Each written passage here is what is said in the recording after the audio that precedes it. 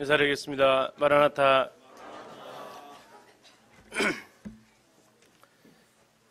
네, 갈수록 봄이 짧아지는 것 같죠? 아직 온 것도 안 것 같은데 간다고 하는.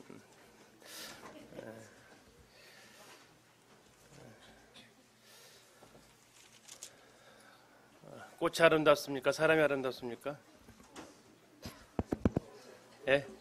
꽃이 아름다우세요? 사람이 아름다우세요?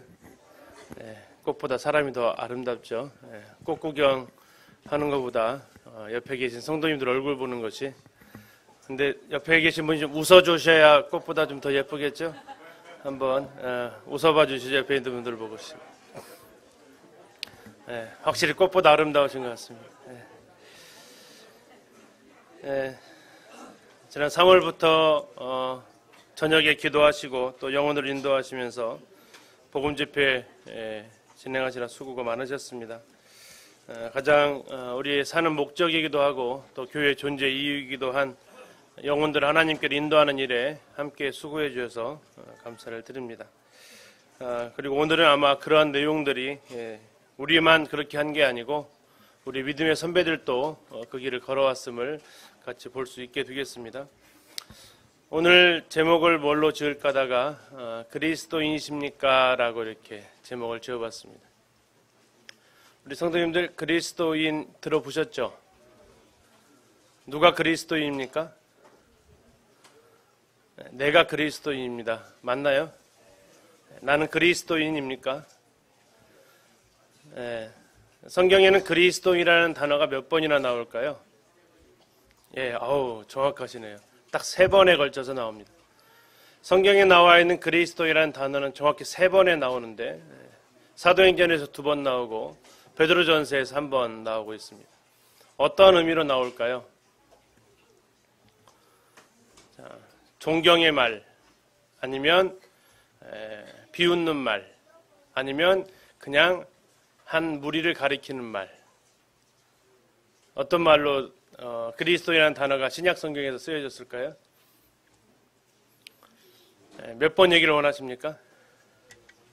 존경의 말로 들려졌으면 좋겠죠. 그런데 몇 번으로 쓰여질까요? 비웃는 말로 쓰여집니다. 우리식으로 표현하면, 한국식으로 표현하면 그리스도인은 어떻게 표현할 수 있겠어요? 예수쟁이입니다. 예수쟁이. 혹시 구원 받으시고 난 다음에 주변 사람들로부터 저 예수쟁이 왔다 들어보신 적 있으세요? 저 예수쟁이. 저도 들었던 기억이 친구들한테 좀 있었는데, 예수쟁이, 이게 존경의 말인가요? 아니죠. 당시에 그리스도인이라는 단어도 그러한 의미로 불려졌습니다. 한 번은 오늘 이제 사도행전 11장에서 나오고요. 처음 이때부터 우리식으로 표현하면 예수쟁이가 나왔습니다. 그리고 이제 사도행전 26장에서 헤롯 아그리빠가 사도 바울이 이렇게 복음을 전하니까, 아이고 네가 그 몇 마디로 나를 갖다가 예수쟁이 만들 것 같으냐? 어림도 없다 라고 하면서 그리스도인으로 자기를 만들려는 그런 것들에 대해서 아주 비웃는 듯한 표현을 합니다. 베드로전서에서는 베드로 사도가 너희가 그리스도인으로 고난받는 것, 다른 이유가 없고 그리스도인이기 때문에 고난받는 것에 대해서 이야기를 합니다.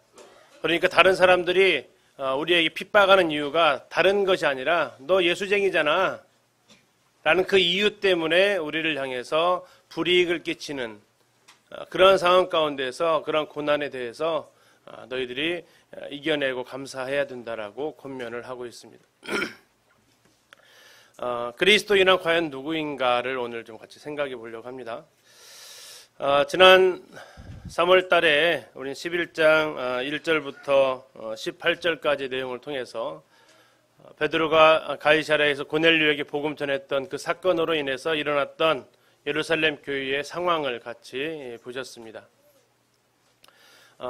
베드로가 고넬료 집에 들어가서 먹고 마셨다라는 이유로 베드로를 비난하는 할례자들이 있었고, 그들은 이방인이 구원받은 것보다 더 큰 문제는 유대인이 이방인의 집에 들어갔다라는 것, 그리고 그곳에서 함께 음식을 나눴다라는 것, 이것이 그들에게는 더 큰 일로 다가왔고 또 안타깝게도 본인에게 설명을 듣기 전에 그들은 비난하는 이런 실수를 범했습니다.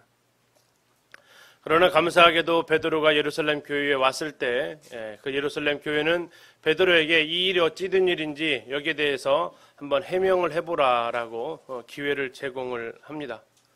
자신을 비난하는 사람들 앞에서 같이 비난할 수도 있었지만 베드로는 자신도 이방인에게 복음 전하라고 했을 때 자신도 이게 감당하기 어려웠던 것을 그가 알았기 때문에 예루살렘 교회 성도들에게 변명이나 같이 비난하는 게 아니라 하나님께서 하신 것들에 대해서 차분하게 설명을 하고 나는 이것을 하나님의 뜻으로 알기 때문에 내가 하나님을 막을 수 없어서 이렇게 할 수밖에 없었다라고 이야기를 합니다.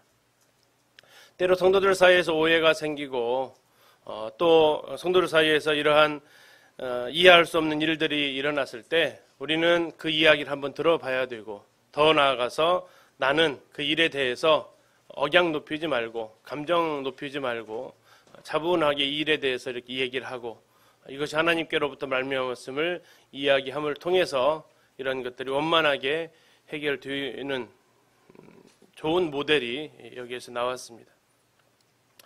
자, 이런 베드로의 모든 설명을 듣고 성도들은 하나님 앞에 영광을 돌립니다. 비난하던 것을 어쩌면 그들은 멈출 수 있는 용기가 있었습니다. 내 생각과 다르더라도 내 방법과 다르더라도 이게 하나님께로부터 왔다라고 인정이 되면 다르게도 역사하실 수 있구나라고 내 입을 닫을 수 있는 비난을 멈출 수 있는 용기. 왜 내가 감히 하나님을 막을 수 있을까? 하나님은 내 생각대로 제한받으시는 분이 아니시잖아요. 하나님 얼마든지 다양하게 역사할 수 있음에도 불구하고 나와 다르면 마치 틀린 것인 양 이렇게 접근하는 것은 굉장히 위험합니다. 이런 부분들에 대해서 우리가 좋은 본을 볼 수 있었습니다. 자, 오늘은 앞에서 말씀드렸던 대로 사도행전 11장 19절부터 30절까지 내용을 통해서 그리스도인이십니까? 라는 이런 말씀을 드리려고 합니다. 그리스도인, 영어로는 이제 크리스찬입니다. 크리스찬. 영어로 예수 그리스도를 크라이스트라고 CHRIST 크라이스트 그리스도라고 하고 그를 따르는 사람들에서 사람을 나타내는 IAN 이 영어를 붙여서 크리스찬 그리스도를 따르는 사람들 그리스도께 붙잡힌 사람들 그리스도로 살아가는 사람들 그들을 그리스도인이라고 합니다. 그들이 그리스도인이라고 들었던 이유는 그들의 말을 할 때도 그들의 행동을 할 때도 나는 그리스도를 믿기 때문입니다. 나는 그리스도처럼 살고 싶어서 그렇습니다. 나는 그리스도를 전하는 사람입니다. 말끝마다 행동의 이유마다 그 앞에 뭐가 달라붙었어요? 그리스도가 달라붙었다 이거죠. 왜 그렇게 하는데? 왜 그런 말을 자꾸 하는데? 왜 그렇게 사는데? 그리스도 때문입니다. 그리스도 때문입니다.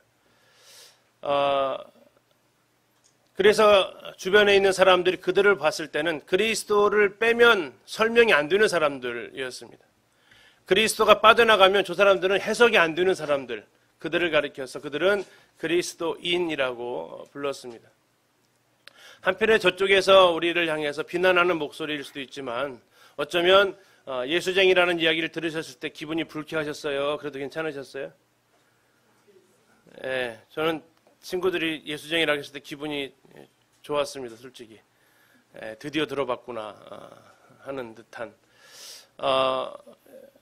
주변에 있는 내 친구들이 나를 아는 사람들이 네가 언제부터 예수 믿었다고 언제부터 네가 교회 다닌다고 그렇게 하냐?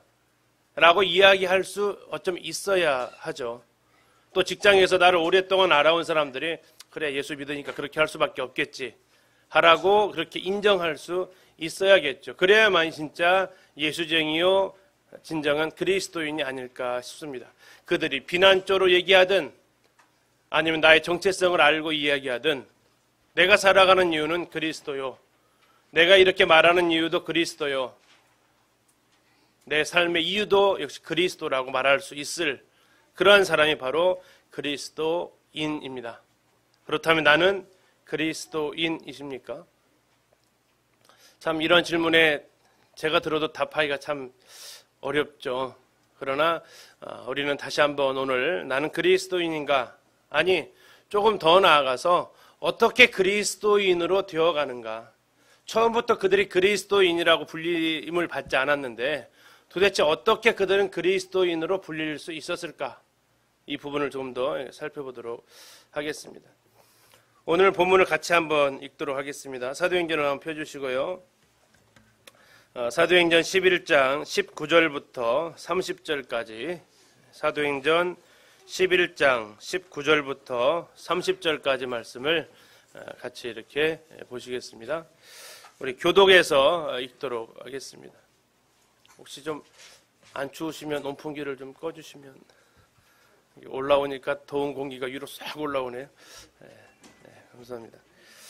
사도행전 11장 19절부터 형제님들 자매님들 교독에서 읽도록 하겠습니다.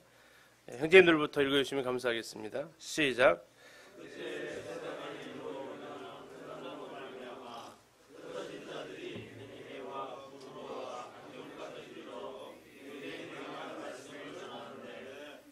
그 중에 구브로와 구레네 몇 사람이 안디옥에 이르러 헬라인에게도 말하여 주 예수를 전파하니 주의 손이 그들과 함께 하심에 수많은 사람들이 믿고 주께 돌아오더라.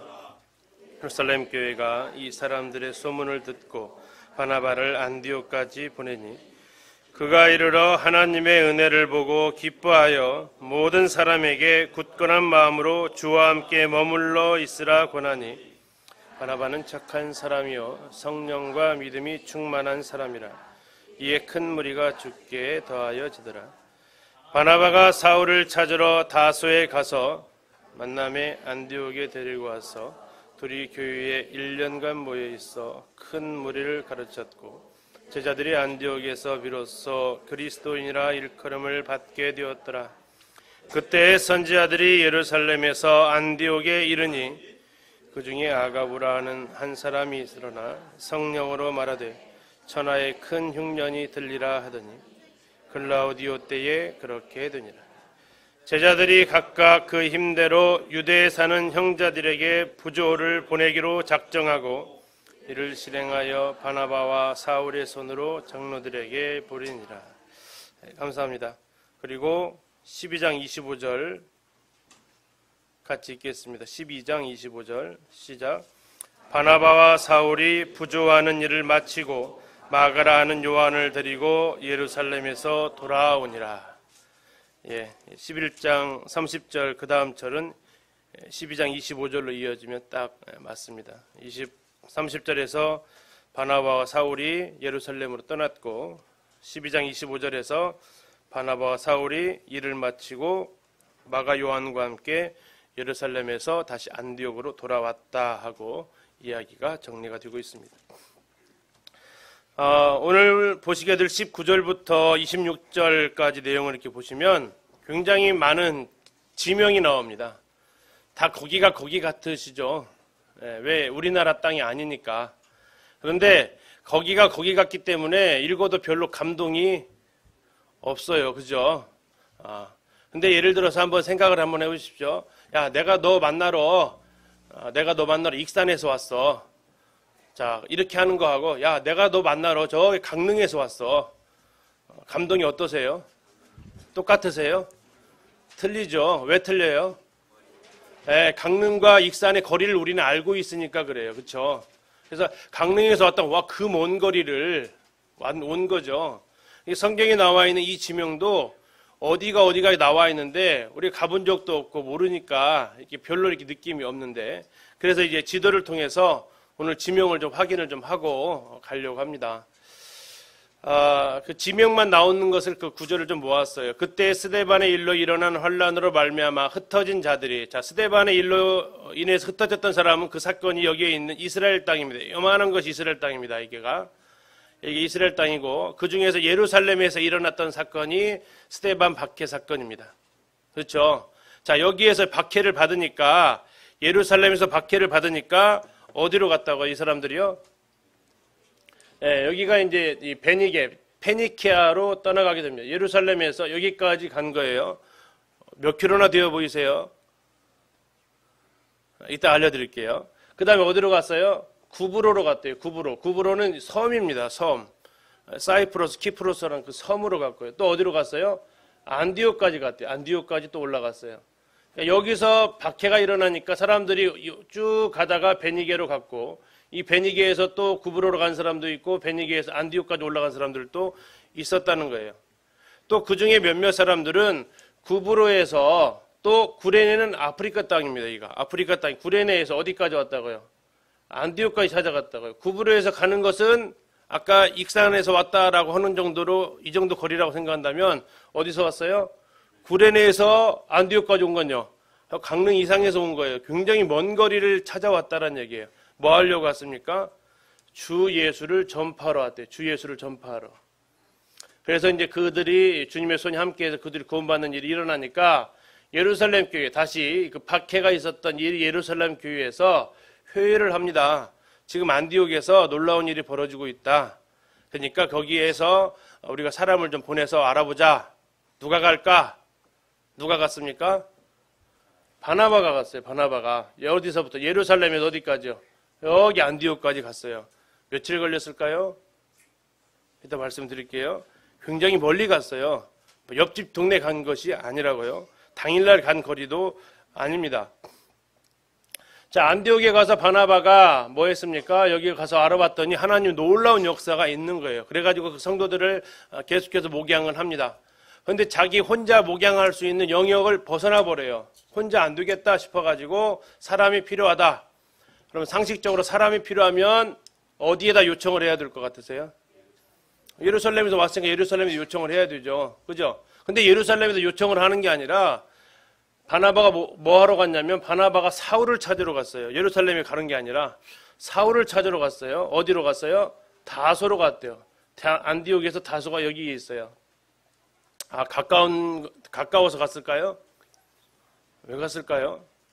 예루살렘으로 가서 인력을 좀 보내주십시오. 사도들 좀 와주십시오. 해야 될 상황인데 그렇게 하지 않고 다소로 가서 사울을 데려옵니다. 그럼 갔다가 다소까지 가는 거리, 또 다소에서 사울 데리고 또 오는 거리, 안디옥에 걸리는 시간이 또 소요가 됐겠죠. 그리고 이제 안디옥에 와서 비로소 그리스도인이라고 그들이 여기에서 칭함을 받게 되었다는 얘기입니다. 이게 오늘 주요 내용인데요. 그리고 이제 후반절에 나오는 것은 예루살렘에서 선지자들이 다시 안디옥으로 올라와 가지고 예언을 합니다. 기근이 있을 것이다. 기근이 있다 하니까 여기 있는 안디옥에 있는 성도들이 돈을 모아 가지고 예루살렘에 있는 성도들을, 왜냐하면 핍박 가운데 있거든요. 그래서 그들을 돕기 위해서 바나바와 바울에게 돈을 보내가지고 예루살렘 교회로 보냅니다. 그리고 바나바와 바울이 예루살렘에 가서 성도들을 돕고 마가 요한을 데리고 다시 안디옥으로 왔다라고 한 것이 오늘 읽으신 본문이에요. 다시 말하면 정리하겠습니다. 예루살렘에서 박해 사건이 일어나니까 성도들이 베니게와 구브로와 안디옥으로 갔어요. 가서 복음을 전했고, 또 일단의 사람들은 구브로와 여기 구레네에서 다시 안디옥까지 가서 복음을 전했는데 구원받는 사람들이 늘어나요. 자, 이 소문이 예루살렘에까지 들리니까 예루살렘에서 이제 안디옥으로 사람을 보냈는데 바나바를 보냅니다. 바나바가 예루살렘에서 안디옥까지 가서 보니까 놀라운 역사가 일어나요. 그래서 성도들을 계속해서 목양을 하는데 혼자 안 되니까 예루살렘에다가 도움을 요청하는 게 아니라 다소에 있는 바울한테 도움을 요청으로 가고, 다소에서 바울을 데려와서 둘이서 바나바와 바울이 이 안디옥에서 1년간 가르칩니다.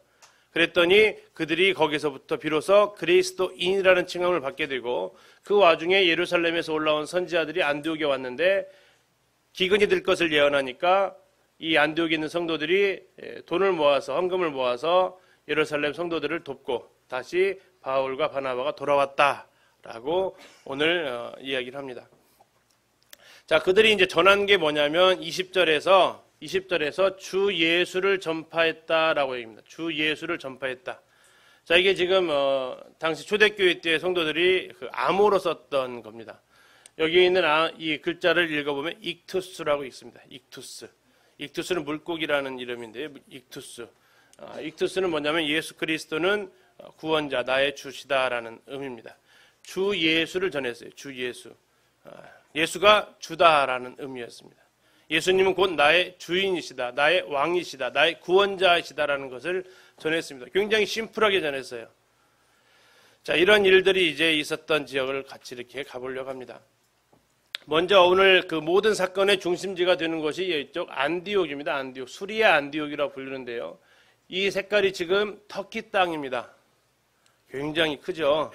저기 터키 땅을 3번 가봤는데 이 같은 땅 안에 있는데 시간 차이가 나요.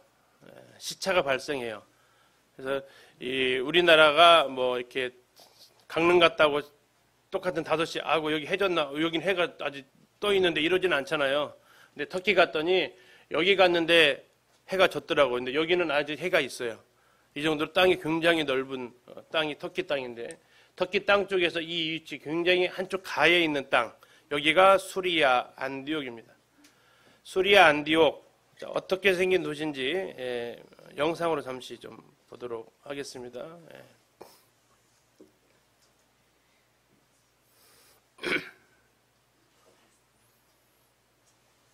AD 1세기 로마 제국 안에서 인구 약 50만 명의 잠시만요.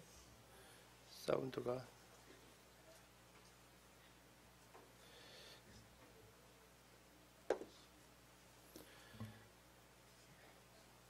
잘 안 들리셨죠?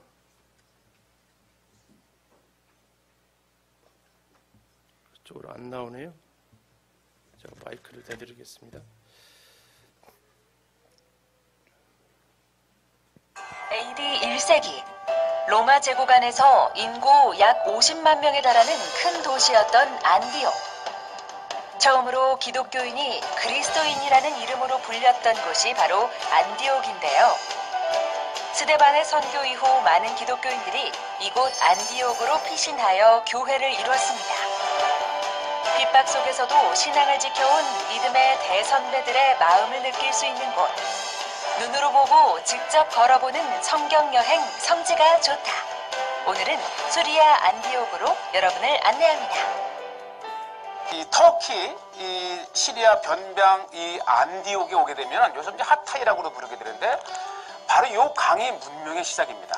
이게 어떤? 이게 이제 오른테스 강인데 네. 사실 고대의 모든 문명과 도시는 네. 강을 끼고 시작이 되는데 그렇죠. 바로 이 오른테스 강 동편에 바로 이제 이 안디옥이 시작이 되는데 지금 제가 찾아가는 길은 이 실피우스산 기슭에 위치한 베드로 동굴교회입니다. 베드로 동굴교회, 베드로와 관련된 그렇죠. 그러니까 이제 바나바와 바울 이후에 예루살렘에서 정식으로 베드로를 파송을 해서 네. 베드로가 목회를 한 곳이죠. 아, 그렇군요. 고대 수리아의 수도인 안디옥입니다.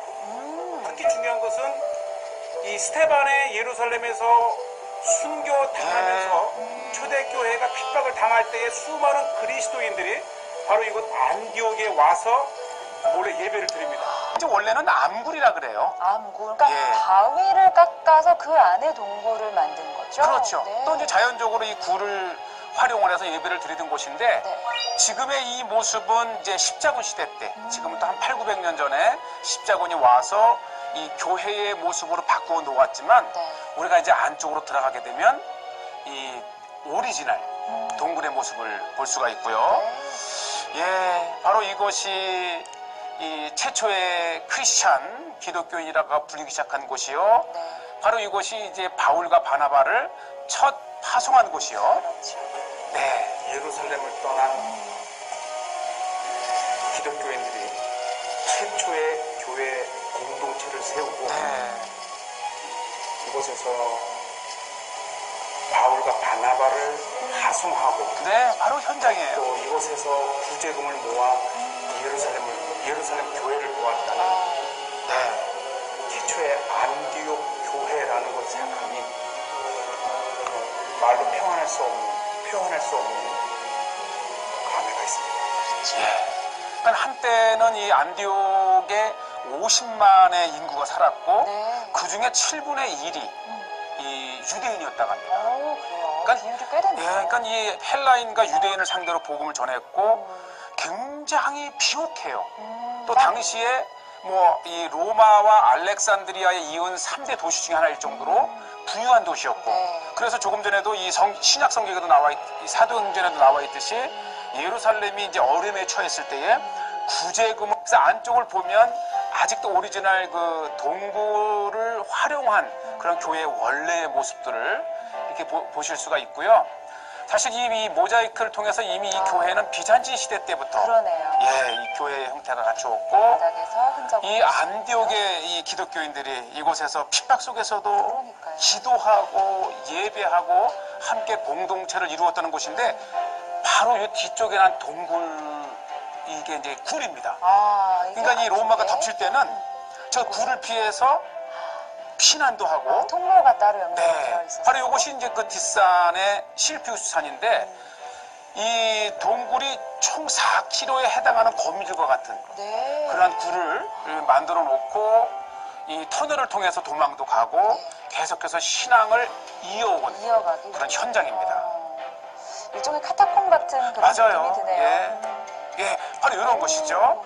아주 어렵게 찾았어요. 이렇게 좁은 공간을 통해서. 네. 그러니까 오랜 로마의 핍박을 피해서 이 산에 엄청나게 많은 동굴을 예배처로도 하고 또 로마가 들어갔을 때는 이 동굴로 숨어 네. 들어가서 예배를 주재했던 동굴이 이 전 산에 4km에 걸쳐져 있습니다. 그 일부를 제가 들어가볼게요. 들어가 보고 또 싶었어요. 안쪽으로 우리 박사님께서 안 들어가실 리가 없죠. 그런데 이제 이 수백 년 동안 이게 이어지면서 네. 계속 토사가 들어오면서 동굴이 굉장히 낮아졌어요. 그렇지만 뭐 제가 이렇게 이 동굴을 이곳저곳을 돌아다닐 정도로 아직도 충분한 네. 작은 예, 동굴을 크기죠. 피신처로 또 예배처로 활용을 했던 겁니다. 피신처이자 네. 예배처로. 네. 이 동굴을 이렇게 기어다니면서 초대교회의 교인들의 그 신앙생활을 제가 엿볼 수 있었고요. 그렇죠. 예, 지금은 뭐 가고 싶어도 자유롭게 갈 수 없는 땅입니다. 시리아라는 IS라는 그런 무장 단체가 있어서 아까 했던 베드로 동굴교회, 베드로가 베드로전서에 보면 서신서를 보내죠. 그 서신서를 받는 대상들이 누구냐면 이쪽 갑바도기아부터 있는 이쪽에 있는 성도들입니다. 그래서 베드로 사역이 여기서 있었던 곳으로 얘기를 하고 있고요. 굉장히 잘 사는 도시였습니다.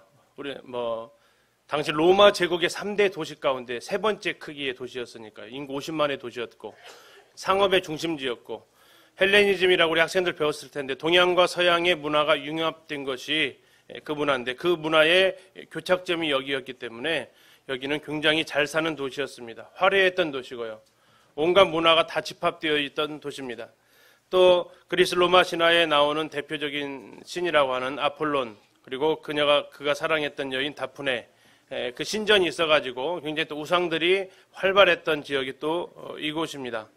자, 이곳에서 지금 이제 방금 보셨던 영상은 초기에는 그렇게 박해를 받지 않았습니다. 초기에는 이제 본격적인 박해는 이제 네로 시대 때부터 기독교가 박해를 당하기 시작을 하죠. 그래서 초기에는 저렇게 암굴로 들어가서 모이고 그러진 않았지만 황제가 바뀌고 바울이 이제 갇히면서 이제 그런 순교하고 그 시점에 그들은 저런 이제 이런 우리 같이 이렇게 예배당에 이런 장소에서 모이지를 못하고 어디로 모였어요?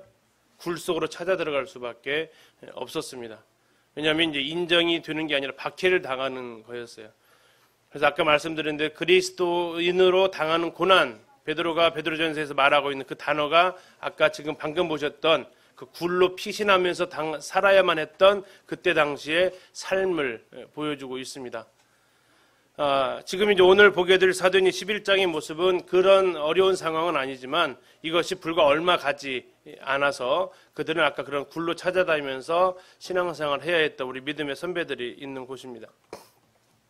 자, 본문을 잠시 좀 살펴보겠습니다. 19절, 그때 스데반의 일로 일어난 환란으로 말미암아 흩어진 자들이 베니게와 구브로와 안디옥까지로 유대인에게만 말씀을 전했다라고 얘기하고 있습니다. 아까 지역은 다 보셨죠? 자, 스데반의 일은 사도행전 8장에서 사도 바울에 의해서 일어난 스데반 순교 사건입니다. 그걸로 인해서 큰 박해가 임했고 예루살렘에 있는 헬라파 유대인들은 자신의 본거지로 다 돌아가야 되는, 그래서 예루살렘에는 이제 사도들하고 히브리파 유대인들만, 히브리파 성도들만, 그쪽이 고향인 사람들만 남아서 겨우 이제 신앙을 유지해가는 그런 상황이었습니다. 자, 그때라는 단어는 이 두 가지가 겹쳐 있는데, 하나는 1차적인 의미로는 스데반의 일로 환란을 받았을 그때에 흩어졌고, 또 하나 이 그때라는 단어는 바로 앞에서 있었던 고넬료 이방인에게 복음을 전해지는 그 시점, 이것이 두 개가 겹쳐 있는 부분인데, 다시 말하면 고넬료가 이방인들에게 복음을 전한 그 시점과 맞물려서 이방인 선교가 어떻게 진행되었는가라고 보여주는 또 하나의 의미가 있습니다. 이때 이들이 유대인에게만 복음을 전했다고 하잖아요. 아까 영상을 보셨는데 50만 인구 중에서 몇 분의 몇이 유대인이라고요? 7분의 1이면 대략 얼마가 되는 거예요? 50만 중에서 7분의 1. 예? 예, 많죠? 예, 많습니다. 꽤 많은, 상당히 많은 인구의 유대인들이 있었기 때문에 그들이 가서 복음을 전하는데, 그들의 유대인은 헬라파 유대인입니까? 히브리파 유대인입니까? 헬라파 유대인이에요. 헬라파. 히브리파 유대인은 예루살렘에 사는 유대인들이고, 예루살렘이 아닌 주변 나라에 사는 사람들은 전부 다 헬라파 유대인들이에요. 그들이 복음을 전하는데 유대인에게만 말씀을 전했어요. 유대인은 누구라고요? 헬라파 유대인이에요. 피는 유대인인데 사는 곳은 이스라엘 땅이 아닌 사람들. 그들에게만 말씀을 전했는데, 자, 이 말씀을 보면서 감동스러운 것이 이 전하는데라는 단어였습니다. 자, 이 전하는데 이게 어떻게 전했을 것 같으세요? 자, 이렇게 설교를 했을 것 같으세요? 처음에는 그런 단어인 줄 알았어요. 이 전하는데하고 뒤에 전파하는 거하고 단어가 다른 단어가 쓰였어요. 이 전하는데라는 단어가 뭐냐면 대화했다라는 거예요. 대화. 흩어진 사람들이 자기 생활의 본거지로 돌아가서, 야, 예루살렘 갔다 와서 무슨 일이 있었어? 하면서 대화하기 시작했다는 거예요. 누구랑? 자기 이웃들하고, 친구들하고, 가족들하고 대화하기 시작했다고요. 모아놓고 공중집회 해가지고 복음 전하는 게 아니라, 우리 성도님들이 이번 복음집회 때 영혼들한테 교회 가보자라고 이야기하시듯이 그들에게 찾아가서 나에게 일어난 일에 대해서 간증을 하는 거죠. 하나님께서 나를 만나주신 것을 이야기하는 거예요. 설교가 아니고 삶 속에서의 대화를 나눴다는 겁니다. 그런데 전도는 어쩌면 지금 이제 오늘 애찬 끝나시고 하면은 다 뭐 하실 거예요? 흩어지실 거죠. 그죠? 흩어지실 거잖아요. 어디로요? 우리 집으로 다 흩어지실 거잖아요. 물론 핍박을 해서 가시는 건 아니지만, 누가 막 쫓아내서 가시는 건 아니지만, 우리는 여기다가 이제 먹고 애찬하시고 나서 다 흩어지실 거예요. 어디로? 내 사는 곳으로. 가서 뭐 하셔야 된다고요? 전하는 거예요. 여기 전하는 것은 설교하라는 게 아니고 하나님에 대해서 이야기하는 거예요. 이야기라는 거. 그러니까 저 흩어진 자들이 누가 될 수 있어요? 내가 될 수 있다고요. 흩어진 자들이 내가 될 수 있다고요.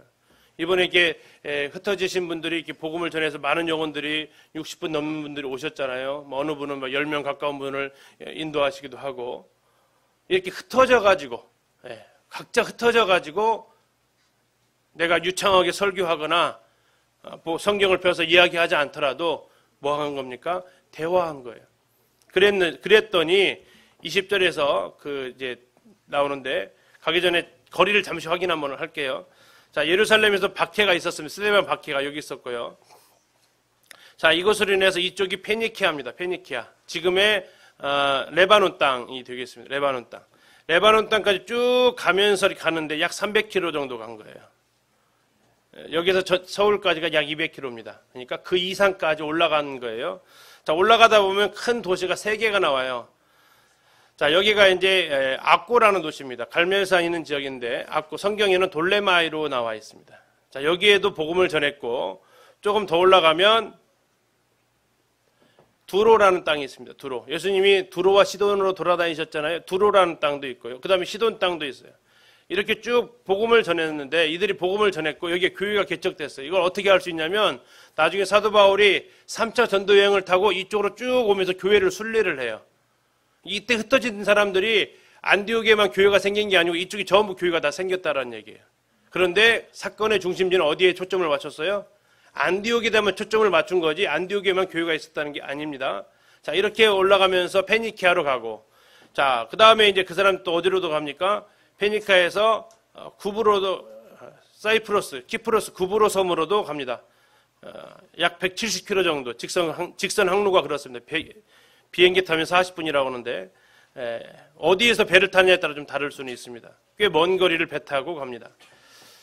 다음에 이제 안디옥까지, 안타키아라는 이 안디옥까지 가는데 약 330km 정도 됩니다. 예루살렘에서 가장 가까운 길로 갔을 때 이렇습니다.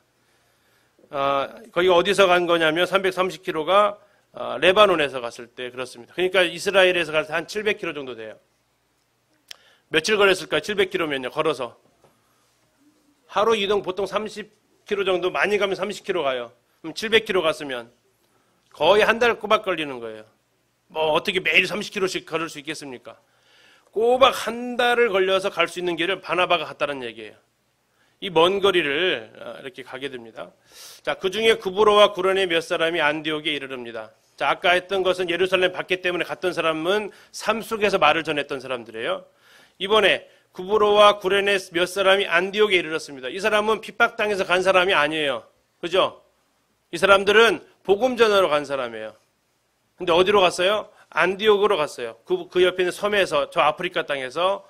그래가지고 그들은 대상이 달랐어요. 전도 대상이. 누구한테 전합니까? 헬라인한테 전해요. 자, 이 헬라인은 누굴까요? 헬라파 유대인이 아니고 토종 헬라인. 전혀 이스라엘 피가 섞이지 않은 그냥 이방인한테 복음을 전한 거예요. 자, 어떻게 했다겠어요? 주 예수를 전파했대요. 여기 전파했다라는 얘기는 아까 삶 속에서 대화 수준이 아니에요. 어떻게 했다는 거예요? 설교했다라는 얘기예요. 설교. 자, 이 전파에 해당되는 단어가 유앙겔리온이라는 단어가 쓰입니다. 이 유앙겔리온은 당시에 4가지 사건에서 쓰였어요. 이 좋은 소식을 전하는 사람이 이 전파자 유앙겔리온인데, 왕이 나셨다라는, 그리고 그분이 왕으로 등극하셨다 할 때 유앙겔리온 이렇게 외쳤다는 거예요. 두 번째, 우리나라와 외국이 전쟁을 했는데 우리나라가 드디어 이겼다. 그래서 우리나라에 평화가 왔다. 외칠 때. 세 번째, 자, 죄인은 전부 다 죄가 용서되었고 빚진 사람들은 전부 다 빚이 면제되었다. 외칠 때 유앙겔리조 외친 거예요. 다음에 전 민족적인 절기와 기념물을 제정할 때, 우리나라로 말하면 경축일이죠. 국가 경축일. 자, 이럴 때 이 유앙겔리조 하면서 외쳤던 거고, 자, 이 단어를 하나님께서는 이제 교회 안에 사용하기 시작했는데, 이게 뭘로 사용했냐면 복음을 전하는 것을 여기에다 쓰기 시작하셨어요. 근데 이 복음을 전하는 것이 이 4가지와 동일하게 맞아 들어가요. 자, 새 왕이 나셨어요. 누구세요? 예수 그리스도 왕이 나셨어요. 그분이 전쟁에서 승리하셨어요. 무슨 전쟁과요? 죽음이라는 전쟁과 맞서서, 마귀와 맞서서 승리하셨어요. 십자가로 승리하셨느니라, 부활로서 사망을 이기셨느니라 나와 있어요. 승리하셨대요. 자, 승리함으로써 무슨 일이 벌어졌어요? 우리의 죄가 어떻게 됐다고요? 다 사면받았다고요. 십자가에서 다 이루셨다라고, 다 이루었다라고 선포하셨잖아요. 또 지난 주일에 우린 고린도전서 15장에서 부활이 없다면 우리의 죄가 여전히 우리가 죄 가운데 있다고 하지만 주님이 부활하셨기 때문에 우리의 죄가 완전히 다 해결되었다라고, 죄의 사면 책임이 전부 다 면제되었다고. 자, 그러니까 우리는 그날을 어떻게 하는 거예요? 기념하는 거예요. 이게 전부 다 복음과 관련되어 유앙겔리조가 사용된 단어인데, 이 단어가 우리 복음의 성경에 들어와서 이 단어가 쓰이기 시작을 했다는 겁니다. 자, 그러면서 이제 그들이 전파한 것이 주 예수를 전했어요. 주 예수. 굉장히 간단하죠. 주 예수를 전했어요. 자, 이건 어쩌면 이거예요. 십자가만 전한 것도 아니고요. 부활만 전한 것도 아니고요. 성육신만 전한 것도 아니고요. 공생애만 전한 것도 아니고요. 주 예수를 전했다는 얘기는 뭐예요? 그분의 인격을 전하신 거예요. 그분 전체를 전한 거예요. 고린도 12장에서는 이렇게 얘기합니다. 누구든지 성령으로 말미암지 않고는 뭐라고 할 수 없다? 예수를 주라고 할 수 없다라는 얘기예요. 예수님이 누구냐? 그분이 나의 주인입니다라고 고백하는 것이 구원받은 거죠. 예수 그리스도 그분이 나의 주인이십니다라고 말하는 것이 구원받은 거예요.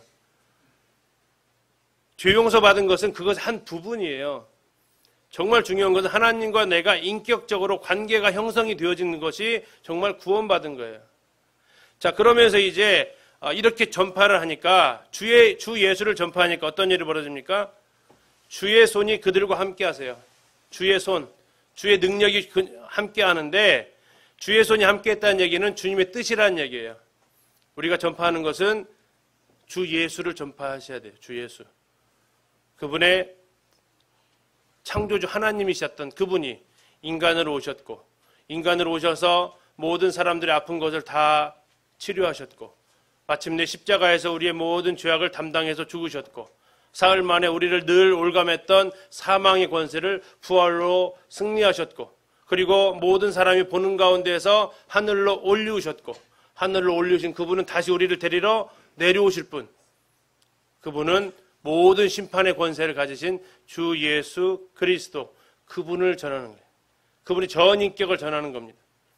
이때 주님께서 함께 하신다. 주님의 손이 그들과 함께 하셔서 수많은 사람이 믿고 주께 돌아왔다라고 얘기하고 있습니다. 자, 결국 우리가 그리스도인이 되기 위해서는 우리가 복음을 들어야 되는데 복음을 듣기 위해서는 누가 필요한 거예요? 전도자가 필요한 거예요. 전도자의 유형이 두 유형이 있는데 하나의 유형은 어떤 유형이에요? 삶에서 그냥 얘기해 주면서 복음 전해주는 사람이 필요해요. 또 하나는 유형은요. 어떤 목적을 가지고 전파해 주는 사람이 필요해요. 자, 이런 일 가운데에서 주님의 손이 함께 하셔서 수많은 사람들이 믿고 주께 돌아옵니다. 주님께로 돌아오는 유일한 조건은 뭐예요? 믿고. 여기 있는 분들이 구원받은 유일한 조건은 뭐예요? 믿음. 그 이외에는 아무것도 없어요. 이것은 성경에서 계속해서 우리에게 말하는 겁니다. 또 하나, 주께 돌아왔대요. 자, 돌아온다라는 뜻이 뭐예요? 돌아온다. 우리는 가끔씩 복음 집회 때 쓰시잖아요. 돌아가셨다. 돌아가셨다가 뭘 보고 돌아가셨다고 하는데요? 왔던 곳으로 가는 걸 돌아갔다고 하잖아요. 그러면 돌아온다는 얘기는 뭐예요? 전에 뭐 했었다는 얘기예요? 전에 나갔었다는 얘기예요. 나갔는데 다시 왔다는 얘기예요. 여기서 다시 찾은 배라는 글을 써놨는데 저는 어느 전도제 이런 내용이 있어요. 어느 소년이 배를 아주 잘 만들었어요. 정말 정성을 다해서 배를 만들었어요. 막 배 그 나무를 깎아가면서 배를 만들다 보면 손가락이 상하고 막 피가 나고 하면서 그 나무에 찔리고 하면서 배를 정성스럽게 만들었어요. 그리고 드디어 다 만든 날 강에다가 이것을 띄우러 나갔어요. 그리고 그 배에다가 자기가 만들었기 때문에 배 잘 안 보이는 곳에다가 자기 이름을 이니셜을 딱 써놨어요. 그리고 이제 배를 딱 띄우러 갔는데 배 딱 띄울 때 얼마나 신났겠어요. 딱 거니까 배가 기우뚱하고 그런 게 쓰러지는 게 아니라 잘 가는 거예요. 잘 가는데 너무 잘 가는 거예요. 너무 잘 가서 어떻게 해요? 이 소년의 걸음을 넘어서 버렸어요. 어떻게 됐을까요? 계속 내려가는 거예요. 달려가도 이 물살을 따라잡을 수 없었던 이 소년은 결국 멀어져가는 배를 바라볼 수밖에 없었어요. 그러다가 이 소년이 어느 장날인가 읍내에 나갔더니 그 왕구를 파는 그 진열장에 너무나 익숙한 배가 있었던 거예요. 눈에 너무 익숙한 배가 딱 진열되어 있는데 누가 봐도 딱 내 거야. 어떻게 할 수 있을까요? 내가 만들었으니까. 그래서 안이나 다 들어가서 봤어요. 어디를 봤을까요? 그렇죠. 이니셜 써놓은 데를 봤어요. 딱 보니까 자기 이니셜이 있는 거야. 그래가지고 주인한테 요구하는 거죠. 아저씨 이거 제 건데요. 주인 아저씨가 나 주인 나타나기만 기다렸다. 야 가져가라. 그렇게 해주시면 좋겠지만 천만의 말씀. 야 나도 이거 사가지고 내가 다시 이끼 다 제거하고 내가 다시 해놓은 거야. 네 거라는 증거 없고 필요하면 다시 사가. 거기서 뭐 더 해볼 수가 없죠. 이니셜이 제 거 맞는데 이런 얘기 할 수도 있는 것도 아니고 누가 본 것도 아니잖아요. 이 소년 어떻게 했을까요? 가가지고 열심히 돈을 모았어요. 용돈을 다 모아가지고 대신 아저씨한테 얘기한 거죠. 꼭 사러 올 거니까 아무에게도 팔지 마세요. 그리고 와서 열심히 돈을 모아가지고 와서 이 아저씨한테 요구했던 금액을 주면서 얘기했어요. 아저씨 여기 있어요. 자, 이 문구점 아저씨 그 배를 내어줍니다. 이 아이가 다시 배를 딱 받아들였을 때 이 아이가 한 말이 뭐예요? 전에는 내가 너를 만들었기 때문에 내 것이었지만 이제는 내가 너를 다시 내 값을 주고 사서 또 내 것이 되었다. 이게 다시 찾은 배예요. 우리의 인생이 그렇다고요. 하나님 우리를 창조주로 우리를 만드셨어요. 그래서 하나님 거였어요. 그런데 우리가 잃어버린 바가 되었어요. 마귀의 말을 듣고 하나님을 떠나버렸어요. 그래서 예수님께서 어떻게 하셨어요? 자신의 몸을 이제는, 전에는 손으로 창조하셨지만 이제는 하나님께서 직접 몸을 내어주시면서 자신의 피로 우리를 값주고 사셨어요. 그러면서 우리를 향해서 말씀하시는 거예요. 전에는 내가 너의 창조주였지만 이제는 누구다? 내가 너의 구원주가 되었다. 출애굽기에 보면 10계명이 나옵니다. 거기에 안식일을 거룩하게 지키라고 나와요. 출애굽기에서는 안식일을 거룩하게 지키는 이유가 내가 6일 동안 천지를 창조했기 때문이다라고 얘기해요. 창조주라는 얘기예요. 창조주를 기억하라는 얘기예요. 무슨 날? 안식일 날. 신명기에서 다시 한번 다음 가나안 땅에 들어가는 세대를 향해서 하나님께서 이 10계명을 다시 한번 얘기하십니다. 모세를 통해서. 그때 안식일이 또 나와요. 그런데 거기에 추가가 됐어요. 뭐가 추가가 됐을까요? 안식일 날 나의 창조주를 기억하는데 플러스 하나 더 기억해라. 뭘 기억하라? 내가 너를 애굽 땅에서 건져낸 너의 구원자임을 기억해라. 내가 너를 다시 꺼내왔다. 그들이 믿고 죽게 돌아왔습니다. 그분은 우리의 나의 창조주이심과 동시에 그분은 나의 구원주가 되셨습니다. 그분을 구원주로 모시지 못하는 모든 사람은 그분의 심판대 앞에서 심판주로 만나게 될 것입니다. 수많은 사람들이 믿고 죽게 돌아왔습니다. 이 소식은 예루살렘 교회에 퍼지게 되었고 예루살렘은 바나바를 이곳에 보냅니다. 왜 바나바를 보냈을까요? 다 기억나세요? 사마리아 사람들이 복음을 들었다고 했을 때 빌립이 가서 전도했죠. 복음을 전했는데 그때 예루살렘 교회가 누구를 보냅니까? 베드로와 요한을 보내요. 사도들을 보냈다고요. 근데 지금 이 상황에서는 누구를 보냅니까? 사도인가요? 바나바가 사도는 아니에요. 사도들에게 칭찬받는 사람이었지만 사도는 아니에요. 왜 그랬을까? 성경학자들이 이렇게 얘기하고 저도 생각하면 두 가지 이유가 있을 것 같아요. 첫 번째, 안디옥은 주로 사용한 언어가 무슨 언어일까요? 히브리어일까요? 헬라어일까요? 당연히 헬라어죠. 그리스 땅인데. 자, 사도들, 거기에 토박이 사도들은 헬라어 잘할까요? 못할까요? 못하죠. 못합니다. 가가지고 가면 누구를 세워놔야 돼요? 통역을 세워놔야 돼요. 어려운 거죠. 통역을 해가지고 그들 속속까지 다 못 알아듣거든요. 두 번째는 아직도 이들은 뭐에 대한 부담감이 있습니까? 이방인에 대한 부담감이 있어요. 이방인에 대한 부담감. 이때가 아마도 고넬료 복음 전도 이후일 것으로 보통 봅니다. 이 상황은 베드로가 그렇게 고넬료에게 복음을 전했다 하더라도 아직까지도 유대인들에게 자기가 가가지고 그들과 교제하는 것은 사도들에게는 쉽지 않았던 상황이었을 것으로 봅니다. 어쨌든 바나바가 이 안디옥까지 약 한 700여 킬로 되는 거리를 올라가서 상황을 보니까 그곳에 뭐가 있었습니까? 하나님의 은혜가 있었습니다. 그리고 이제 성도들한테 얘기합니다. 모든 사람에게 굳건한 마음으로 주와 함께 머물러 있어라. 뭐 얘기했다고요? 주와 함께 머물러 있어라. 주님과 동행해라. 신앙의 기본입니다. 신앙의 기본은 주님과 동행입니다. 예수 그리스도의 이름, 예수 말고 또 하나 뭐가 있어요? 어제 배우셨죠? 또 하나 뭐가 있어요? 임마누엘이 있습니다. 임마누엘의 뜻은 하나님이 우리와 함께 계시다. 함께 하신 하나님과 머물러 있어라. 함께 해라. 이것을 부탁을 합니다. 권면합니다. 권면했다는 얘기는 하고 또 하고 했다는 겁니다. 반복해서 이것을 얘기했다는 거예요. 그러면서 24절에 바나바에 대해서 이야기를 하는데 사도들을 대신하면서까지 올라갈 수 있었던 이 바나바는 누구냐? 첫 번째, 그는 착한 사람이래요. 두 번째, 그는 성령이 충만한 사람이고요. 세 번째, 그는 믿음이 충만한 사람이래요. 자, 착한 사람. 어떤 사람이 착한 사람이에요? 우리 성도님들은 어떤 사람이 착한 사람이라고 하세요? 화 안 내는 사람? 어떤 사람이 착한 사람이라고 생각하세요? 늘 웃는 사람? 이 언어적인 뜻은 이렇습니다. 착하다는 얘기는 다른 사람을 향해서 선한 목적과 동기로 접근하는 사람. 그 사람을 이용해 먹지 않는 사람. 그 사람의 인격이 다른 사람을 항상 배려해주고 그 사람 입장에서 행하는 사람. 이 사람을 착한 사람이라고 해요. 두 번째는 성령과 믿음이 충만했던 사람입니다. 이건 스데반에게도 붙었던 이름인데요. 이거 사도행전 누가 썼죠? 얘기했잖아요. 누가 썼다고요. 누가. 예, 누가가 썼죠. 누가가 바나바를 만날 기회가 거의 없었어요.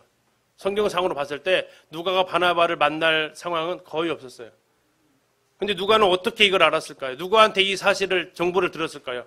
바나바 착한 사람이야. 그는 성령과 믿음이 충만한 사람이야. 누구한테 이 정보를 들었을까요? 뭐 90% 이상은 바울에게 들었을 겁니다. 왜냐하면 누가는 늘 바울과 함께 다니던 사람이니까. 근데 우리가 지금 아직은 안 갔지만 저 15장 가면 바울하고 바나바하고 어떻게 돼요? 대판 싸웁니다. 대판 싸우고 난 다음에 이 사건이, 이 기록이 써지거든요. 그러면 우리는 나랑 대판 싸운 사람, 그 사람 어떤 사람이에요? 그럼 뭐라고 대답하세요? 대판 싸운 사람, 전에 한번 크게 싸웠던 사람이 있으면 그 사람에 대해서 뭐라고 얘기하세요? 그렇죠. 착한 사람이야. 그렇게 하실 거죠. 아유, 나보다 믿음도 충만하고 성령도 충만한 사람이야. 그렇게 하시나요? 아이, 참아, 내 입에 다 내가 표현할 수는 없어. 이렇게 이건 좀 얌전하게 하신 거죠. 근데요, 바울이 얼마나 인격자인지를 볼 수 있어요. 자신과 크게 싸우고 했던 그 사람이었지만 누가한테 소개할 때는 바나바는 착한 사람이야. 그리고 그는 성령과 믿음이 충만한 사람이야. 그래서 큰 무리가 더해졌던 거야. 다시 말하면 예루살렘 교회의 판단은 현명했다는 얘기예요. 바나바를 보낸 것은 정말 잘한 선택이었다는 얘기예요. 여기에 나오는 이에 나와 있어요. 이에. 그렇기 때문에라는 거예요. 그렇기 때문에. 바나바가 착한 사람이었고 성령과 믿음이 충만했기 때문에 큰 무리가 주님께 더하여졌다라고 얘기하고 있어요. 이것은 교회 안의 인도자가 얼마나 중요한지를 우리에게 보여주는 부분이기도 합니다. 인도자들에게 굉장히 부담스러운 소리고 뭐 저도 마찬가지지만 그러나 이것은 부인할 수 없는 상황입니다. 바나바가 안디옥 교회에 갔기 때문에 큰 무리가 죽게 더해졌어요. 그러나 큰 무리가 죽게 더해진 것이 바나바에게는 그렇게 좋은 소식만은 아니었어요. 감당할 수 없는 거죠. 자, 바나바가 사울을 찾으러 어디로 갑니까? 다소로 갑니다. 왜 찾으러 갔을까요? 감당할 수 없는 인원이에요. 그리고 자기 은사로는 이제 한계에 부딪히는 상황이라고요. 이리 목회해가지고 막 성도들이 모여들면 거기서 우쭐해가지고 내가 마치 이룬 것처럼 할 수 있었던 상황인데 바나바는 성령과 믿음이 충만했던 사람이에요. 자기만으로는 안 된다. 그래서 사울을 찾으러 갑니다. 사울이 다소에 있다는 걸 알고 있어요. 왜? 그곳이 고향이니까. 그곳에 가서 만납니다. 그리고 안디옥으로 데리고 와서 1년 동안 누구를 가르쳤다고요? 큰 무리. 아까 했잖아요. 큰 무리가 죽기로 더했다고 했잖아요. 그러니까 큰 무리를 가르쳤어요. 1년 동안 큰 무리를 가르치니까 큰 무리가 뭐로 변했어요? 와, 놀라워요. 저 이거 굉장히 부러웠어요. 어떻게 가르쳤길래 1년간 가르치니까 무리가 제자가 되냐? 몇 년간 가르쳤다고요? 1년.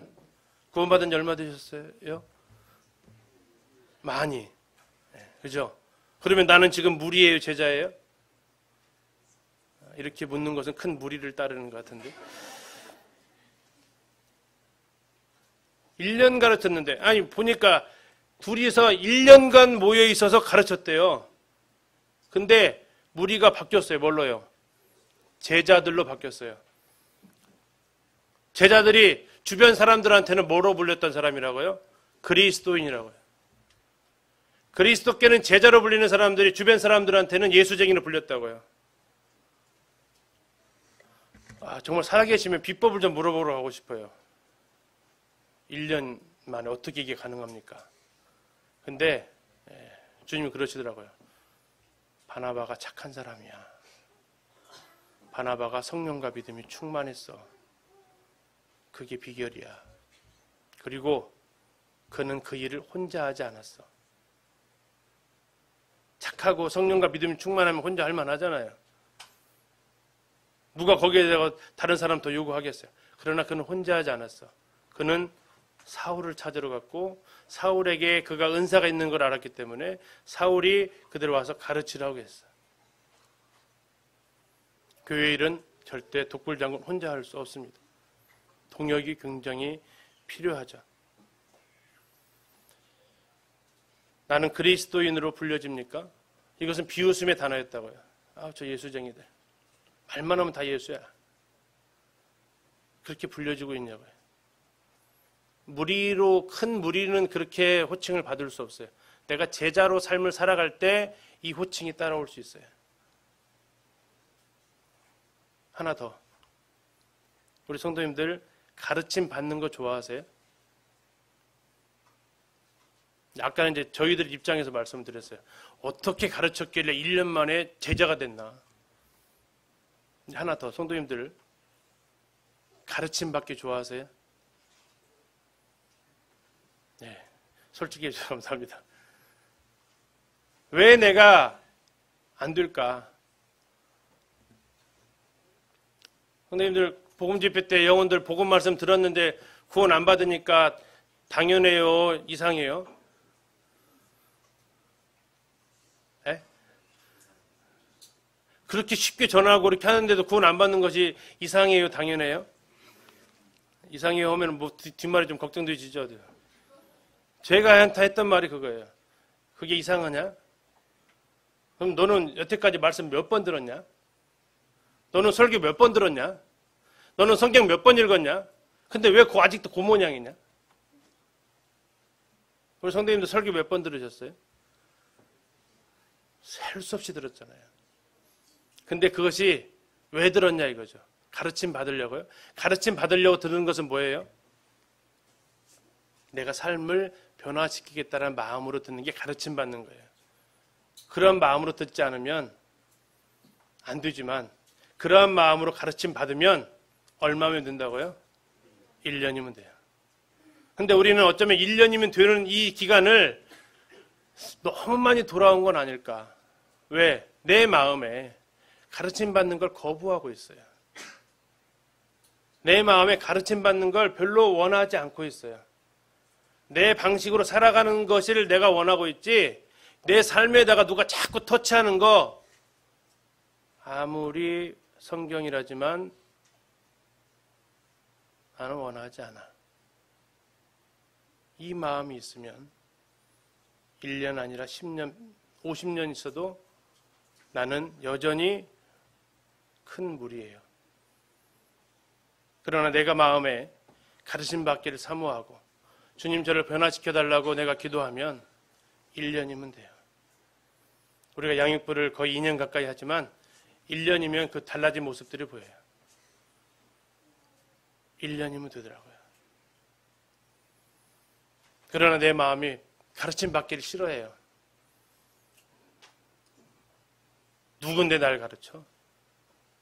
이 현상은 나이가 들수록 죄송합니다만 더 강해져요.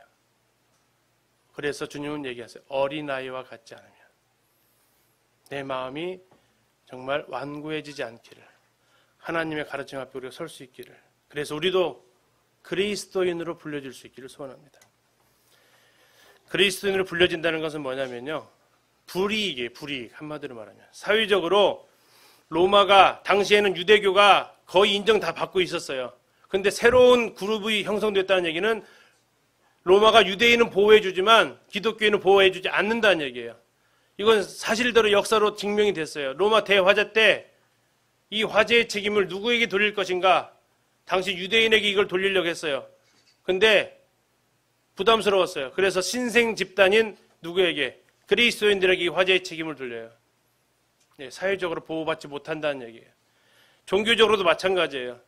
앞으로 너희들은 유대인과 이제 별도의 그룹으로 형성되었고 유대인들로부터 너희들은 이제 핍박의 대상이 된다는 얘기예요. 정치적 핍박과 종교적 핍박을 감내할 수 있는 사람이 누구라고요? 그리스도인이라고요. 그리스도인이기 때문에 내가 손해보고 그리스도인이기 때문에 내가 포기해야 될 것이 생긴다는 얘기예요. 내가 제자로 살아간다면. 그러나 큰 무리로 살아가면 그러실 일 거의 없어요. 자, 다소까지 가는 거리예요. 다소까지, 여기 안디옥에서 이 다소까지 가려면 약 220km 현재 거리로 가야 돼요. 그러면 이것도 거의 한 열흘 정도 가야 하고, 가서 딱 바울이 기다리고 있었던 거 아니고 휴대전화로 나 갈 거야 약속했던 것도 아니잖아요. 가서 샅샅이 뒤졌다고 표현하고 있어요.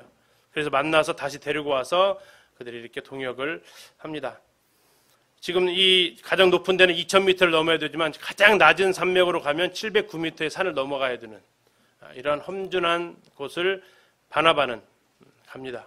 왜 예루살렘으로 안 갔을까요? 왜 예루살렘을 안 갔을까요? 헬라어를 못해요. 헬라어를 못해요. 바울은요. 다 해요. 네. 자, 마지막 하고 마치겠습니다. 그때 이제 선지자들이 예루살렘에서 안디옥에 이릅니다. 아가보라는 선지자가 천하의 흉년이 될 것을 얘기해요. 실제로 글라우디오 황제 때 그렇게 됩니다. 자, 이 선지자라는 사람은 성경이 쓰여지기 이전까지만 존재했던 사람이고 나중에 아가보는 바울과 관계에서 또 한 번 나옵니다. 자, 흉년이 들릴 거라는 소식, 예루살렘에 있는 형제들이 굉장히 어려울 거라는 것을 그들은 알게 됩니다. 그래서 제자들이 힘대로 유대에 있는 형제들에게 부조를 보냅니다. 부조 아시죠? 요즘으로 말하면 뭐예요? 성금을 모금을 하는 겁니다. 성금 모금. 그래서 그들이 뭐 했습니까? 부조를 보내기로 작정합니다. 여기서 끝났으면 바보예요. 양육범에서 그랬어요. 바보들은 항상 결심만 한다. 바보들은 항상 뭐만 한다고요? 결심만 한다. 부조를 보내기로 결심하고 안 했으면 바보죠. 해야지. 해야지. 이제부터는 해야지. 맨날 해야지. 천국과 지옥 가면 제일 인기 많은 음식이 뭐라고요? 라면. 했더라면. 그때 했더라면. 그때 했더라면. 작정. 하려고 했는데 안 한 거. 근데 그들은 뭐 합니까? 실행합니다. 그리고 바나바와 사울의 손으로 장로들에게 보냅니다. 자, 이 안디옥에 있는 제자들이 예루살렘에 있는 유대에 있는 형제들 얼굴 봤을까요? 대부분이 못 봤을 거예요. 대부분이. 특별한 일은 갈 일이 없으니까. 만날 일이 없다고요. 생면부지라고 하죠. 한 번도 본 적 없는 사람들. 그런데 무슨 이유 때문에? 그들이 형제들이래요. 유대에 사는 누구요? 형제들이래요. 얼굴 본 적 없지만 그리스도 안에서 한 형제요 자매들이래요. 다른 이유 하나도 없어요. 그는 그리스도의 형제다. 곧 나의 형제다. 그러면 그들을 도와야 된다. 어떻게 돕습니까? 그들의 힘대로 돕습니다. 각각 그들의 힘대로 돕습니다. 두 가지 의미입니다. 하나는 일률적이지 않고 각 사람의 상황에 따라서 도왔다는 얘기고, 또 하나는요, 각각 도왔다는 얘기는 모든 성도들이 각각 했다는 얘기예요. 가서 돕습니다. 예수님께서 새 계명을 너에게 준다고 하셨어요. 새 계명이 뭡니까? 서로 사랑하라.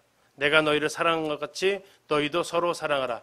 너희가 서로 사랑하면 이로써 모든 사람이 너희가 내 제자인 줄 알리라. 제자됨의 증거가 뭡니까? 사랑입니다. 제자됨의 증거는 사랑이에요. 그리스도인이라는 증거는 뭐예요? 사랑하는 사람이라는 얘기예요. 왜? 그리스도가 사랑하셨으니까. 내가 그리스도인이십니까? 묻는 것은 어쩌면 이제 이 마지막 질문입니다. 나는 사랑하고 있습니까? 사랑하고 있습니까? 어느 형제님이 우리도 강원 지역에 있는 성도들을 도와야 되지 않습니까? 라고 얘기하셨어요. 제가 깜빡 놓치고 있었던 부분이었어요. 강원 지역에 있는 성도들 피해 있으면 어떻게 해야 돼요? 도와야 돼요. 아이고, 우린 거기 강원도요, 우린 전라도고.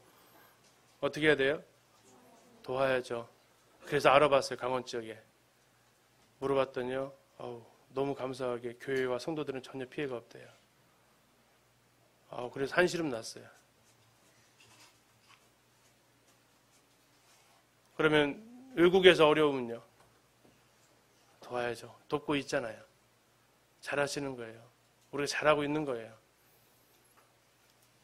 우리가 할 수 있는 것은 사랑을 나타내는 것이 그리스도인의 증거입니다. 내가 그리스도인이라는 것을 뭐로 드러낼 수 있을까? 오늘날에 너도 나도 다 그리스도인이라고 하는 사람 많잖아요. 뭘로 드러낼 수 있을까요? 그것은 사랑밖에 없습니다. 작정만 하지 마시고 뭐까지 해야 돼요? 실행까지 해야 돼요. 우리가 그리스도인이 되기 위해서는 첫 번째 우리에게 복음을 전해준 사람이 필요합니다. 그리고 우리를 아버지의 심령, 어미의 심령으로 바나바처럼 착한 심령으로 우리를 목양하는 사람이 필요해요. 그리고 바울처럼 가르쳐주는 사람이 필요해요. 그래서 교회에는 반드시 이 세 부류의 은사가 필요하다고요. 전도자가 필요하고 목자가 필요하고 교사가 필요하고. 우리 교회에 이 은사가 누가 있냐 살펴보지 마세요. 내가 뭐 하고 있느냐 살펴보세요. 나는 전도자로 살고 있는지, 나는 목자로 살고 있는지, 나는 교사로 살고 있는지, 나는 영혼들을 전도하기 애쓰고 있는지, 나는 성도들의 사정을 살피기에 내 마음을 쓰고 있는지, 아니면 나는 하나님의 말씀을 가르치기 위해서 준비하고 있는지. 세 명이 필요한 게 아니라 세 은사가 필요한 거예요.